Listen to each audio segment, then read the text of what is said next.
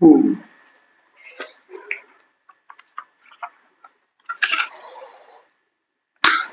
ये आचार्य प्रसाद जी की बुक है वेदांत। इसमें से बहुत अच्छी बात अ, बताई है सर ने। कौन सी बात? ये देखो,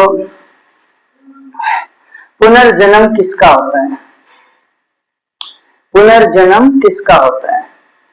पुनर्जन्म शरीर का होता है। कैसे होता है पुनर्जन्म? पुनर्जन्म होता क्या है? पुनर्जन्म ये होता है कि जैसे मान क्यों लो, जो बात सही है वही।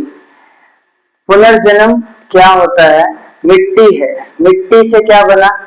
पौधा, पौधे से क्या बना? अन्न, अन्न से फिर क्या बना? शरीर, शरीर से फिर क्या बना? मिट्टी। ये ऐसे क्या होता रहता है? शरीर जो है परिवर्तित होता रहता है। इसी को बोलते हैं पुनर्जन्म। क्या बोलते हैं? पुनर्जन्म। पुनर्जन्म शरीर का होता है। और अहंकार जो है वो लगातार वापस आता रहता है। अहंकार क्या है? अहंकार एक शरीर का ही पार्ट है, प्रकृति का ही तत्व है, एलिमेंट है। जब शरीर एक विशिष्ट संरचना लेता है तब ये अहंकार पैदा होता है। तो हर पल मौत होती है हमारी शरीर की, हर पल शरीर बदलता रहता है। और चेतना भी शरीर का ही पार्ट है। कैसे?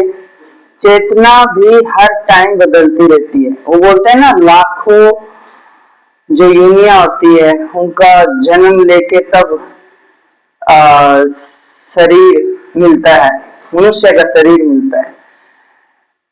तो मनुष्य का शरीर वो वैसी बात नहीं है कि लाखों जन्म लिए हैं, कीड़े मकोड़े बने हैं तब जाके तुम्हें मनुष्य का शरीर मिला, ऐसा कुछ नहीं है। वो तो शरीर का परिवर्तन है, वो कुछ भी बन सकता है। अहंकार जब पैदा होता है एक विशिष्ट संरचना में, तो आप लगातार चेंज हो रहे हो। क्या अभी जो आप सोच रहे थे, क्या वो 2 मिनट पहले सोच रहे थे? नहीं। तो आप चेंज हो गए ना, तो आपका जन्म नया हो गया ना। तो हर पल आपका नया जन्म होता है, क्योंकि नए विचार लेके आते हो। हर पल आपका नया जन्म होता है। जब कोई विचार ना आए तब आप अमर हो जाते हो। इसी को बोलते हैं अमरता, आत्मा। तो 3 चीजें हैं, शरीर जिसका पुनर्जन्म होता है, अहंकार जो झूठा है जिसको जान लो, वो हर पल चेंज होता रहता है। कैसे? अब कोई नया विचार आ गया, कुछ उसके बारे में सोचने लग जाएगा, फिर दूसरा विचार आ गया, फिर उसके बारे में सोचने लग जाएगा। ये आते रहते हैं। तीसरा क्या है? जब आपको कोई विचार ना आए, उसी को हम क्या बोलते हैं? आत्मा। क्या बोलते हैं? आत्मा। आत्मा बोल नहीं सकते, मतलब आत्मा को बारे में कुछ कह नहीं सकते, तो अपन वैसे बोल सकते हैं कि सच है। मुक्ति का रास्ता यही है कि जब आप के मन में कोई विचार ना आए। ठीक है, ये सर ने बहुत अच्छे से हमें बताया।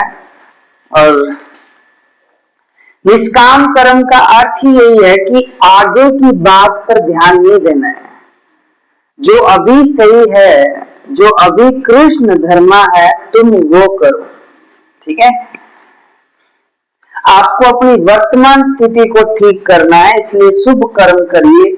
शुभ कर्म भविष्य को और अगले पिछले जन्म को ध्यान में रखकर मत करिए।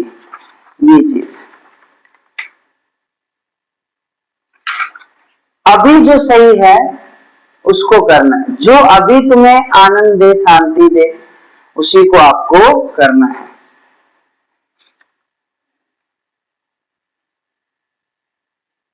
ठीक है,